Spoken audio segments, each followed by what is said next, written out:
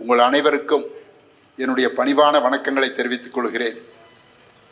சிஐடியினுடைய மாவட்ட நிர்வாகிகளை பொறுத்தவரை ஒரு நல்ல ஆலோசனை எடுத்து இவர்களையெல்லாம் சந்திக்க வேண்டும், ஒன்றாக பார்க்க வேண்டும் என்கிற நம்பிக்கையோடு இந்த நிகழ்ச்சியை ஏற்பாடு செய்திருக்கிறார்.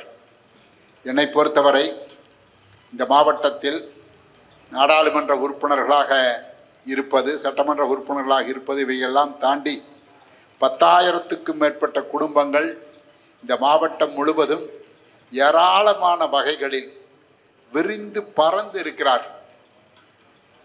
எந்த அரசு துறைக்கு போனாலும் சரி, எந்த பிரச்சனைக்கு போனாலும் சரி, நம் தோழர்களுடைய அறிமுகமோ தொடர்போ ஏதோ ஒரு வகையில் இருக்கும். இன்றைக்கும் கூட பல பொறுப்புகளில் இருந்து செயல்படுகிறோம் என்று சொன்னால் யார் யாருக்கோ போன் செய்கிறோம், ஏதேதோ பிரச்சனைகளில் தலையிடுகிறோம். ஏன் இவைகளெல்லாம் நடக்கிறது, ஏன் நம்பிக்கையோடு வருகிறார்கள், ஏன் இதையெல்லாம் செய்கிறோம் என்று சொன்னால் இந்த அத்தனைக்கு பின்னாலும் இந்த மாவட்டத்தில் இந்த செங்கோடி இயக்கத்தினுடைய 100 ஆண்டு கால வேர் இருக்கிறது. பத்மநாபன் அழைக்கிறார் என்று சொன்னால் ஒரு 100 ஆண்டு கால வேர் இந்த அழைப்புக்கு பின்னால் இருக்கிறது. பிஆர்என் பேசுகிறார் என்று சொன்னால் ஒரு 100 ஆண்டு கால பாரம்பரியத்தோடு தான் நாம் நிற்கிறோம்.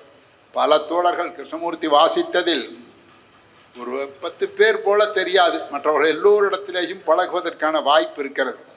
இன்றைக்கு இந்த இயக்கத்தை தலைமை தாங்கி நடத்துவதில் இருக்கக்கூடிய சிரமங்கள் சாதாரணமானதல்ல. ஓரளவுக்கு இந்த 4 மாவட்டங்களிலேயும் கட்சி குடும்பங்களை அறிந்த வரிசை என்று எடுத்துக்கொண்டால் பிஆர்என் மட்டும்தான் நம்முடைய இருக்கிறார். ஓரளவு தெரிந்து ஒரு கட்சியினுடைய அடையாளமாக அவர் மட்டும்தான் இருக்கிறார். நான் எல்லாத்த பற்றியும் சொல்ல முடியும். அந்த வீரப்பனுடைய மகன் வந்து பேசினார், லேசாக ஏதோ 2 வார்த்தை சொன்னார். வீரப்பன் இங்கே நின்று கோஷம் போட்டார்னா ஒளிபெருக்கில் அல்ல, இங்கே நின்று கோஷம் போட்டார்னா டெக்ஸ்டூல் பாலத்து கேக்கு. அவ்வளவு தெளிவான உச்சரிப்பு. எந்த கருத்தை பேசுவதாக இருந்தாலும் தோழர் இதில் நான் இப்படித்தான், எல்லாத்துக்குமே அந்த சிறப்பு. ஆப்போசி பேசி நீங்கள் கேட்டிருக்க மாட்டேங்க. 89ஆம் ஆண்டு தேர்தல் உடையாம்பாளைய 4 முனைகளிலுமே ஆயிரத்துக்கும் மேற்பட்டவர்கள் திரண்டு நிற்கிறாங்க.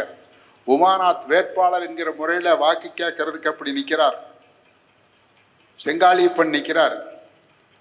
அப்படியே பிராவக மாட்ட மாப்போசி எடுத்து பேசுகிறாரு. செங்காளியப்பன் அப்படியே மெய்மறந்து கேட்குறார்.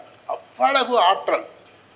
ஒரு அரசியல் ரீதியாக சர்வதேசியமா தேசியமா ஒன்றும் அப்படி நான் சொல்லுவேன். சில நேரங்களில் பல தோழர்கள் தெரியாது, மாவட்டம் முழுவதும் யானைகளாட்டு இருப்பாங்க நம் தோழர்கள். அந்த ஊருக்குள்ள ஆள் 5 இருக்குதா 10 இருக்குதாங்கிறது பிரச்சனையே இல்லை. ஆனால் செங்கோடி இயக்கத்தோடு ஏதேனும் பிரச்சனை என்றால் இந்த மலைகளை சந்தித்தாக வேண்டும், இந்த யானைகளை சந்தித்தாக வேண்டும். இதை தாண்டித்தான் ஏதாவது செய்ய முடியுங்கிற போது பக்கத்தில் கூட வரமாட்டாங்க. அப்படியான தோழர்களை கொண்டது. எம்கே கருப்பண்ணனுடைய மகன் வந்து சொன்னார், அந்த பதிவை பண்ணிடலாம். இப்போ விஸ்கோஸ் அலுவலகத்துக்கு ஒரு சின்ன பிரச்சனை. அந்த டாக்குமெண்டெல்லாம் எடுத்து படித்தேன், எப்படி இருக்குது என்னன்னு சொல்லி. ஆச்சரியமாக இருக்குது. KR பேருக்கு ஒரு அடமான பத்திரம். அந்த அடமான பத்திரத்துக்கு பின்னால் அன்றைய விஸ்கோஸ் தலைவராக இருந்த எம்கே கருப்பண்ணன் பேரில் அது கிரயமாக சங்கத்துக்காக எந்த எதிர்பார்ப்பும் கிடையாது, சங்கத்துக்காக அப்படி பதிவு செஞ்சுருக்கிறாங்க. அப்புறம் சுகுமாரன் MA பாபு பற்றியெல்லாம் உங்களுக்கு தெரியும். நாயகன் படமெல்லாம், நாயகன் படம் உங்கள் மனசிலிருந்து போயிருக்கக்கூடாது. நாயகன் படமெல்லாம் இந்த மாதிரியான ஆளுகளை பார்த்து எடுத்தாங்க.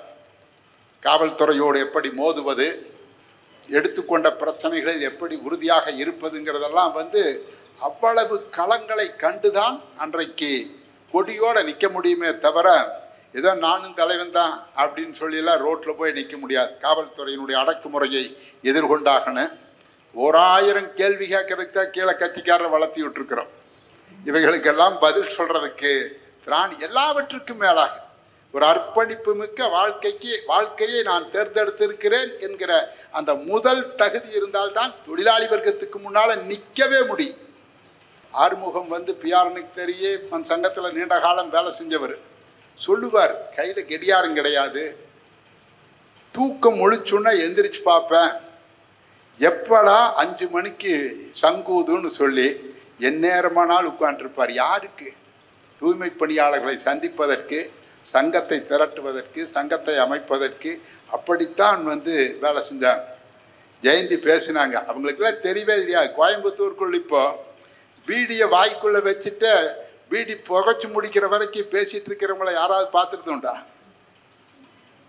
பீடியை பற்ற வச்சுட்டு அப்படி உட்கார்ந்து எழுதினார்னா எப்பேற்பட்ட என்கொயரிக்குமே வேணும் கைப்பட்டா.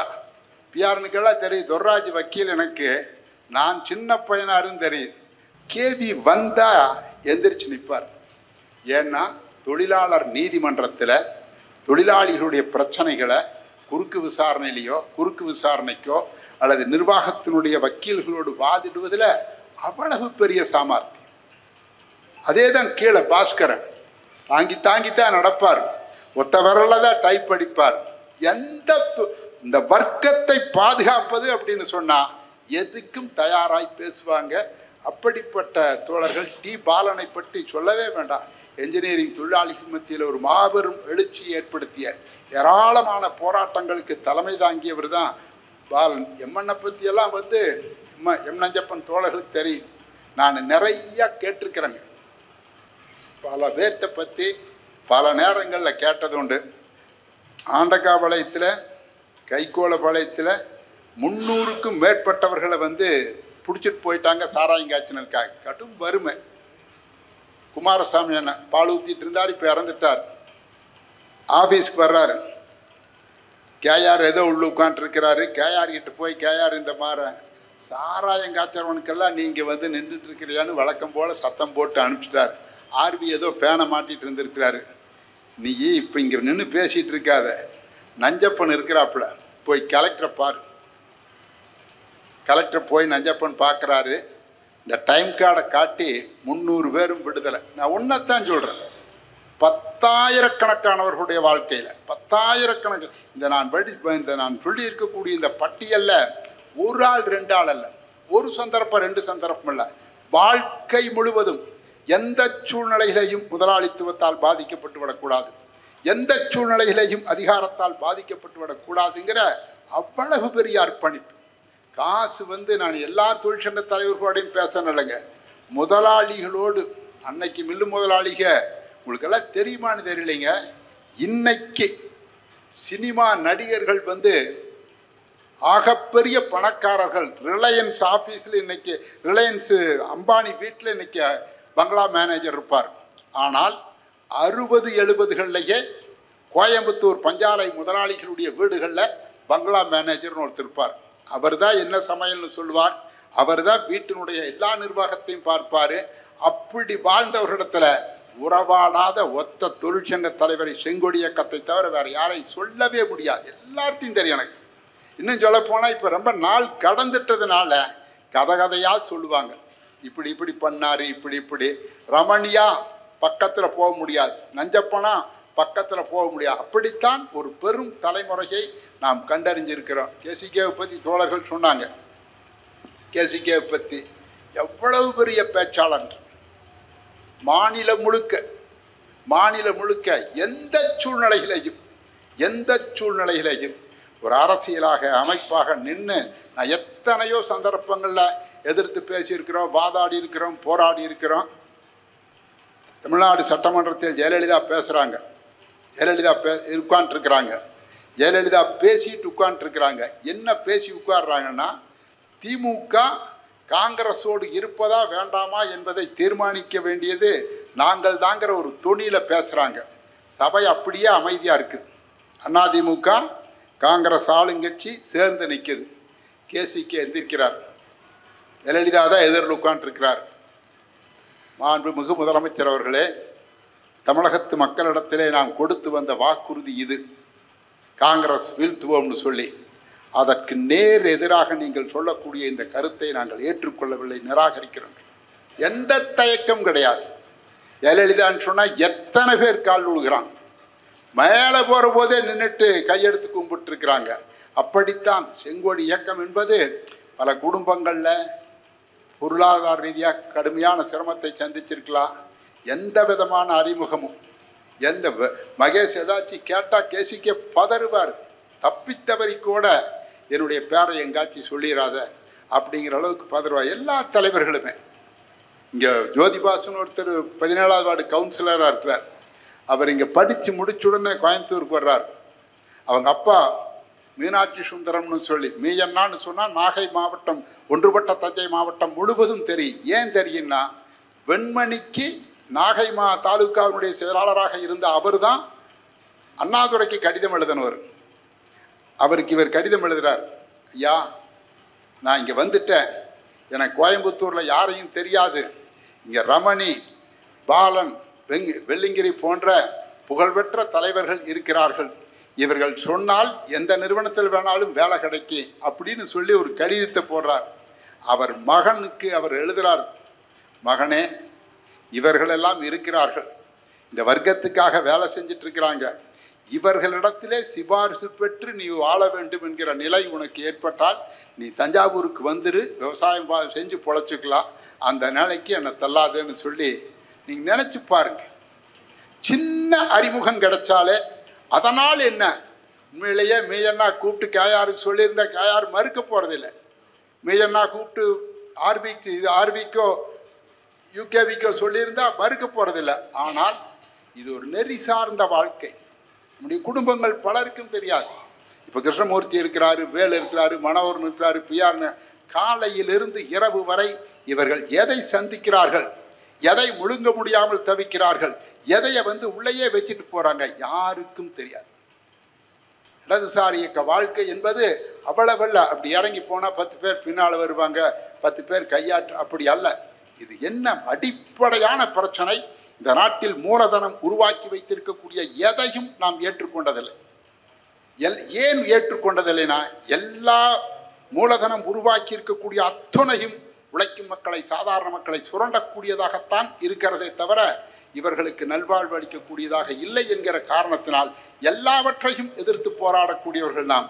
அந்த வகையில் ஆர்வி சொல்லவே வேண்டாம். குமாரசாமி அண்ணன் சொல்லுவார், ஆனந்தகுமார் மில்லில் சந்தா சேத்திரம், இன்று இரவு ஐஎன்டிசிக்காரரு தாக்குதல் நடத்துறதுக்கு பிளான் பண்ணிட்டாங்கன்னு சொல்லி ஆஃப் நைட்லேயே தகவல் வருது.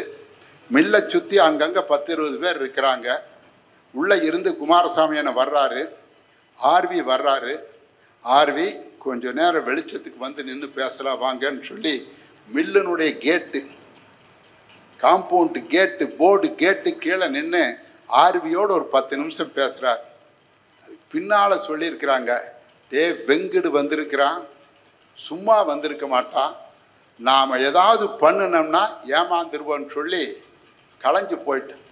குமாரசாமி என்ன சொல்லுவார், 10 உயிர் போயிருக்கு. எத்தனை உயிர்?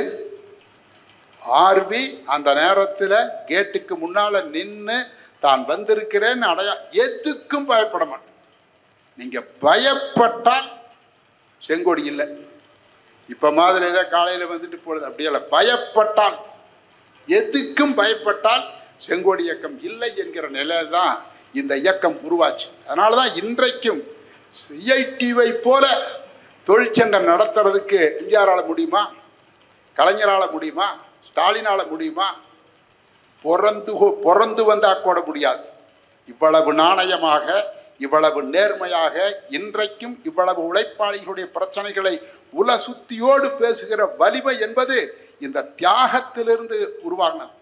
இன்னும் லேசால் இவர் கேஆர் சொல்லவே வேண்டாம். ஏதோ இங்கே 10 பேர் அல்ல, நீலகிரி, ஈரோடு, கோயம்புத்தூர், திருப்பூர், இங்கே நீங்கள் பார்க்கக்கூடிய இத்தனை மகத்தான தலைவர்கள். கேஆருக்கு இந்த கேசிகே கிட்ட கேட்டேன், கேசிகே எப்படி இந்த ஹோல் டைமர் தலைவருக்கு சொல்லவே வேண்டாம், எல்லா நிலைகளிலேயும் களமாடக்கூடியவர், எப்படி கேசிக்கே இப்படி மாட்டினீங்க அப்படின்னு சொல்லி கேட்டேன். என் குடும்ப நிலைமையெல்லாம் சொல்லி 3 பேர் தங்கச்சிங்க, 4 பேர் தங்கச்சிங்க, 2 பேர் சகோதரர்கள், நான் மட்டும்தான் வேலைக்கு வந்திருக்கிறேன், நான் எப்படியாவது இந்த காடம்பாறையில் இந்த பணி நிரந்தரமானத்தை என் குடும்பமே நம்பி இருக்குதுன்னு அண்ணன் ரமணிக்கு ஒரு கடிதம் எழுதினேன். 67 உலகையே காப்பாற்றக்கூடிய கம்யூனிஸ்ட் இயக்கம் உன் ஒரு குடும்பத்தை மட்டுமா விட்டுவிடும், தைரியமாக வான்னு சொல்லி இவர் மறுகடித சொல்லி பாருங்க. கெசிக்கு அந்த கடிதத்தை பார்த்துட்டு தான் உண்மையிலேயே ஏதோ போர்மன் கேர்மன் நாய் வெளி கிளி வந்திருப்பாரு. நம்ம எந்த வாய்ப்பும் இல்லை, மறு பேச்சு இல்லாம. நீங்கள் திருப்பூர் கேஎஸ்கேவெல்லாம் வந்து யானை தான், யாரையும் திருப்பூருக்குள்ளே யாரும் அடக்க முடியாது. ஆனால் இந்த சுற்று வட்டாரம் முழுக்க கணபதி அவருடைய நூல் வெளியீட்டு விழாவில் பேசினது இன்றைக்கும் அப்படியே பசுமையாக நினைவில் நிற்கும். கணபதி திருப்பூரில் மிகப்பெரிய தலைவர். இவ்வளவு பேர்த்த அவர் தமிழ்நாட்டில் பிறந்தவர் அல்ல, தமிழ் தாய்மொழி அல்ல, தமிழகத்தில் வழக்கத்தில் இருக்கக்கூடிய அல்லது பெரும்பான்மை சிறுபான்மை என்று சொல்லக்கூடிய எந்த சாதியை சார்ந்தவரும் அல்ல. இந்த உழைக்கும் வர்க்கத்தை திரட்ட வேண்டும் என்கிற அந்த அரசியல் உணர்வு, அப்பழுக்கற்ற நேர்மை, அதில் தான் இத்தனை பேர் திருப்பூராக இருக்கட்டும், ஈரோடாக இருக்கட்டும், கோயம்புத்தூர் ஒரு மகத்தான அமைப்பை உருவாக்கி இருக்கிறார். இவைகளெல்லாம் நான் ஏன் சொல்லுகிறேன் என்று சொன்னால், நான் சொன்ன விஷயங்கள் குறைவு தோழர். இந்த இயக்கத்தில் பணியாற்றியவர்கள் செய்திருக்கக்கூடிய தியாகத்தையும் அர்ப்பணிப்பையும் எதிர்ப்புணர்வையும் நான் பதிய வைத்த விஷயங்கள் ரொம்ப சிறப்பு. உங்களுக்கு இப்போ சாந்தி கேர்ஸ்னா இந்த மாவட்டத்தில் தெரியாதவர்களே கிடையாது. சாந்தி கேர்ஸ்னா தெரியாதவர்களே கிடையாது. லாயல் மெஷின் டூல்ஸை வந்து சுப்பிரமணி வாங்குறார். யார்? சாந்தி கேர்ஸினுடைய உரிமையாளர் வாங்குறார். 170 பேர் கேட்டுக்கு முன்னால் எல்லாத்தையும் உட்கார வச்சு பேசுகிறார். நான் இந்த நிறுவனத்தை வாங்கிட்டேன், நான் உங்களுக்கு எல்லாத்துக்கும் வேலை கொடுக்கணும். முதல் தகுதி, நான் திரும்ப உங்களுக்கு எல்லாத்துக்கும் வேலை கொடுக்கணும்னா முதல் தகுதி, அந்த கேட்டுக்கு முன்னால் ஒரு 5-6 கம்பங்க நிற்கிது பாரு, அதைய போய் பிடுங்கி செருப்பில் அடித்து பின்னால் கொண்டு போய் போட்டு வர்றவங்க யாரோ அவங்க மட்டும் உள்ளுக்காருங்க. அதை செய்ய மாட்டாதவங்க கேட்டை திறந்து வைக்க சொல்கிற வெளியில் போயிருங்கன்னு சொல்லி தொடர். ஆச்சரியமான விஷயம். செங்கோடிக்காரன் மட்டும்தான் கேட்டை திறந்து வெளியே வந்தானே தவிர வேற எவனும் வரல. பால் விற்றவங்களை தெரியும், வாட்ச்மேன் வேலைக்கு போனவங்களை தெரியும், மாடு வச்சு கறந்தவங்களை தெரியும். அவ்வளவு இது உயிரோடு வாழ்வோடு அத்தனையோடு ஒரு இணைந்த உணர்வு. இது சங்கத்துக்கு வந்தாங்க, சங்கத்துக்கு தலைவரானாங்க, சந்தா கொடுத்து அதல்ல. இது வந்து மூலதனத்திற்கு எதிரான இந்த மாபெரும் போராட்டத்தினுடைய இந்த தியாகம் என்பது வார்த்தைகளால் விவரிக்க முடியாது. உங்கள் குடும்பத்தை சார்ந்தவர்கள் அவர்கள் வாழ்ந்த காலத்தில் எவ்வளவு தூரம் குடும்பத்தை பார்த்திருப்பதற்கு வாய்ப்பே குறைவுங்க, வாய்ப்பே குறைவு. யாரிடத்தில் எதையாவது கேட்கறதுக்கே யோசிப்பாங்க. அப்புறம் எங்கே போய் பொருளீட்டுகிற உலகத்தில் வாழ்ந்து கொண்டிருக்கக்கூடிய இந்த குடும்பங்கள் பட்டிருக்கக்கூடிய கஷ்டங்கள் கொஞ்ச நஞ்சமல்ல. அந்த வகையில் எல்லாவற்றையும் தாங்கி ஒரு மாபெரும் இயக்கத்தினுடைய அடிப்படை சொந்தக்காரர்கள் என்கிற முறையில் உங்கள் எல்லோரையும் மாவட்ட CITU அழைத்திருக்கிறது. இது வளர வேண்டும், இது வளர வேண்டும். இந்த இயக்கம் என்பது வந்து போகக்கூடியதல்ல, வந்து போகக்கூடியதல்ல. கற்சிலையை போல ராஜராஜ சோழன் எப்படி பிரகதீஸ்வரர் ஆலயத்தை உருவாக்கி 1000 ஆண்டுகளை கடந்து நிற்கிறதோ அதுபோல் உலகம் முழுவதும் உழைக்கும் மக்களை, அனைத்து பகுதி மக்களை வாழ வைப்பதற்காக என் குடும்பத்தை சார்ந்த ஒருவர் பணியாற்றினார் என்கிற பெருமிதம் என் சந்ததிக்கும் உண்டு என்கிற நம்பிக்கையோடு நீங்கள் செங்கோடி இயக்கத்தினுடைய அத்தனை நடவடிக்கைகளுக்கும் பேராதரவு தர வேண்டும் என கேட்டு என் வார்த்தைகளை நிறைவு செய்கிறேன். நன்றி.